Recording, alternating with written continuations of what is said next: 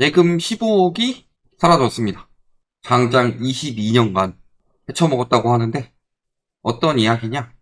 신협 직원이 고객 예금 15억 빼돌리고 자수했습니다. 하지만 가명은 없다. 가명 받으려고 자수했겠죠? 그래서 보니까 2002년부터 2023년까지 무려 22년간 총 87차례에 걸쳐서 고객의 예금 약 15억 원을 빼돌렸다. 근데 반성이 아니라 사실은 가명을 위해서 자수한 거죠. 그래서 징역 4년 6개월을 선고를 했는데 4년 6개월이면 월급 얼마예요? 월급 대략 한 2,777만원, 2,800만원. 돈 벌기 쉽다.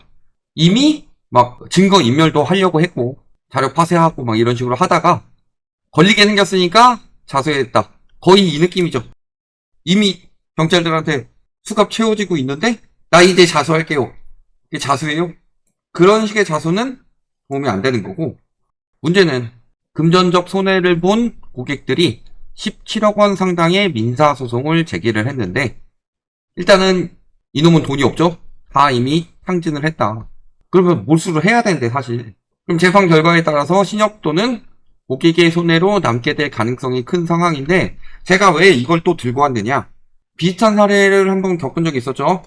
제가 예전에 한 1년 좀 넘게 전에 영상을 올렸었던 걸로 기억하는데, 요거는 여러 명은 아니지만 한 명한테 4억 5천 빼먹은 그런 사례 이야기했었죠.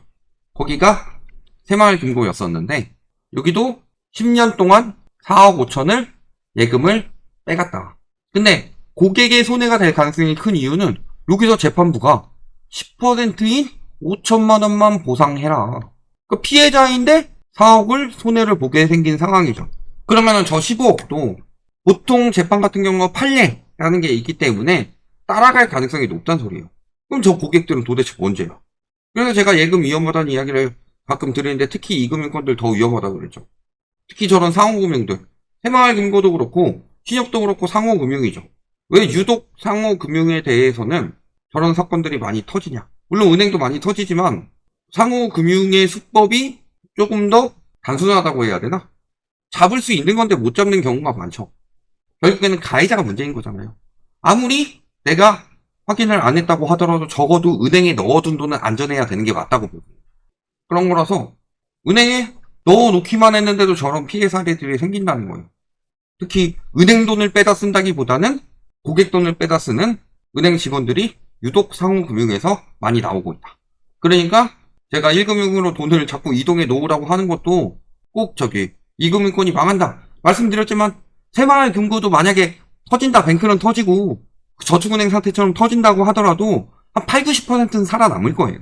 뭐 신협, 수협, 그런 상호금융이나 뭐 저축은행 터진다고 해도 8, 90% 이상은 멀쩡해요, 보통. 근데 그 10%에 내가 걸리네.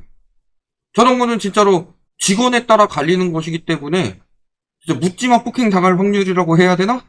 나는 아무런 그게 없는데 똑같은 은행에 넣었고 똑같은 금융기관에 넣었는데 직원에 따라서 내 돈이 뜯기기도 한다.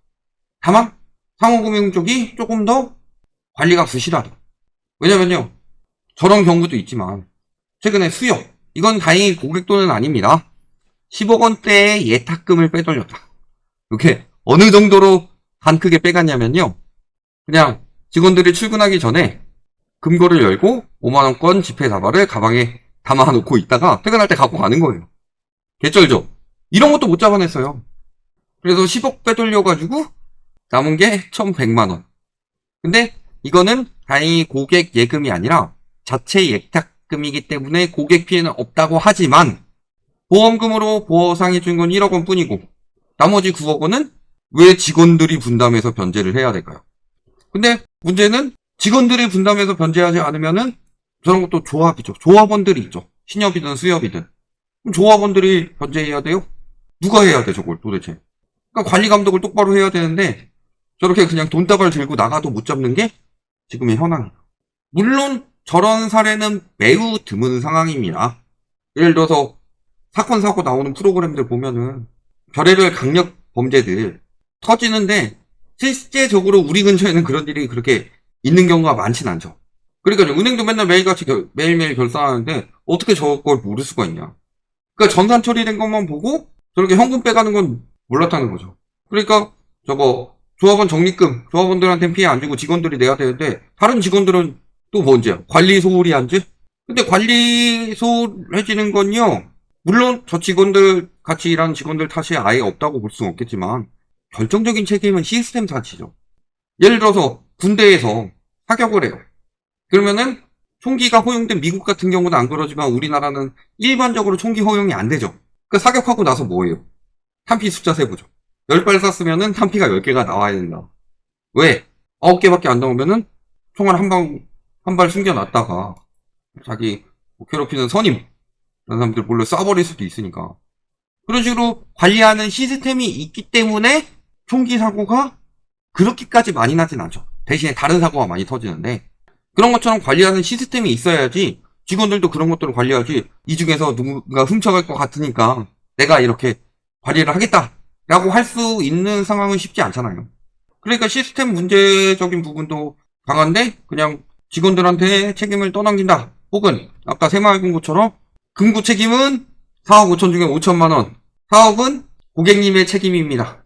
물론 그렇다고 해서 제가 그 상호금융에 있는 모든 직원분들을 싸잡아서 욕하는 건 아닙니다. 이렇게 훌륭한 일을 하시는 분들도 있어요. 어떤 수협 직원은 방 크게 10억 빼돌리지만 어떤 직원들은 보이스피싱을 막습니다.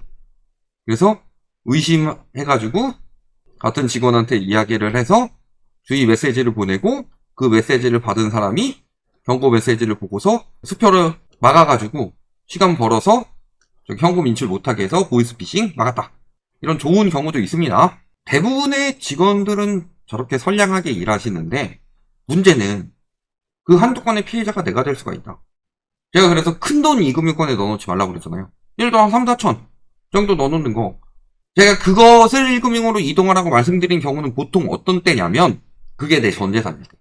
근데 예를 들어 1금융권에도 돈이 있고 한 3, 4천 2금융권에 넣어놨어. 이런 것들은 보통 횡령하려고 해도 그런 돈보다는 큰 돈 건들고 문제 터지더라도 언젠가는 보상을 받을 수 있는 금액인데, 예를 들어 억 단위가 넘어가게 되면 저런 식으로 꼭 호시탐탐 노리는 놈들이 있다. 100명 중에 1명만 있어도 문제가 될 수 있다는 거. 왜냐하면 고객들의 예금을 우습게 보고 털어가는 인간들의 사례가 계속 나오고 있으니까. 특히 관리 감독이 조금 더 부실하죠. 5대 은행에 비해서. 그러니까 수십 년간 걸쳐가지고 저렇게 털어올 동안도 진짜 안 걸리는 거잖아요. 그리고 이리저리 드러나게 생기니까 먼저 잡히기 전에 자수를 한다. 이런 상황도 생기는 거고. 그래서 예금을 제가 위험하다 말씀드리는 게, 지금이 딱 두 가지가 겹쳤어요. 경제가 안 좋은데 자산 거품이 있다. 그래서 심리가 투자에 많이 쏠려 있죠. 딱 과거 미국의 경제 대공황 터지기 직전에 나왔던 현상들.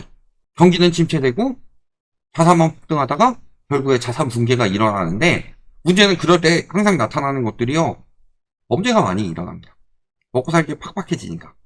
은행원들은 안 그랬을 것 같아요. 금융권에서도 보면은 항상 횡령해가지고 어디다 썼냐? 코인 투자했다. 주식 투자했다. 혹은 다 썼다. 흥청망청 썼다. 이런 경우들이 태반이기 때문에요.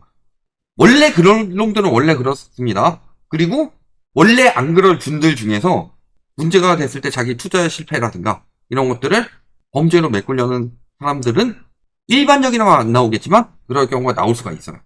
그런 상황들이 생기기 때문에 예금의 위험성에 대해서 이야기를 하는 거고, 거기에 이제 이금융권 같은 경우는 외부 압력까지 있기 때문에 제가 말씀을 자주 드리는 거고, 거기에 또 지금 사례들을 보시면은 이금융권에서 유독 허술하게 관리된 상황들이 있기 때문에 큰 돈을 넣어두지 마시라는 거다. 그러면 어떻게? 1금융권은 예금금리가 너무 낮아요. 얼마 전에도 1금융권 예금금리가 마이너스 될 수 있다고 경고하지 않았어요?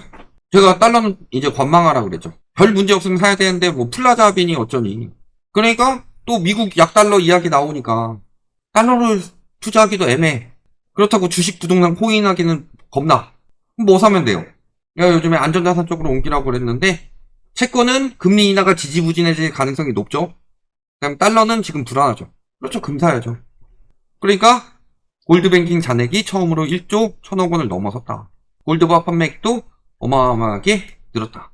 물론 주구장창 금에 투자하시라는 건 아닙니다. 금값도 빠르게 올랐기 때문에 그걸 계속 붙잡고 있다기보다는 타이밍 맞춰서 파셔야 돼요. 그렇지만 지금 같은 상황에서는 안전자산을 조금 더 금에다 넣어두시는 것도 좋은 상황이다. 왜냐면은 안전자산에 넣을 곳이 없다.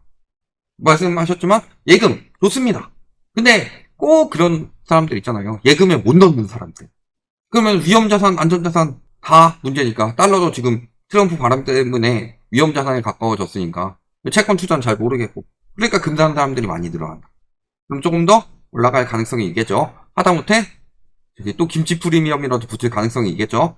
이런 식으로 안전자산 쪽으로 자산을 이동해 놓는 게 좋은데, 지금 같은 경우는 제가 계속 이야기했던 게, 지금 몇 년째 이야기했던 게 금달러인데 달러를 관망할 때라면 금이 해답이 될 수가 있겠더라.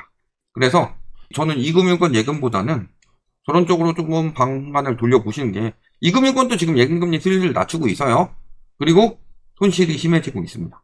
문제가 되기 시작하니까 저렇게 수십 년간 털어왔던 것들이 드러나고 있다.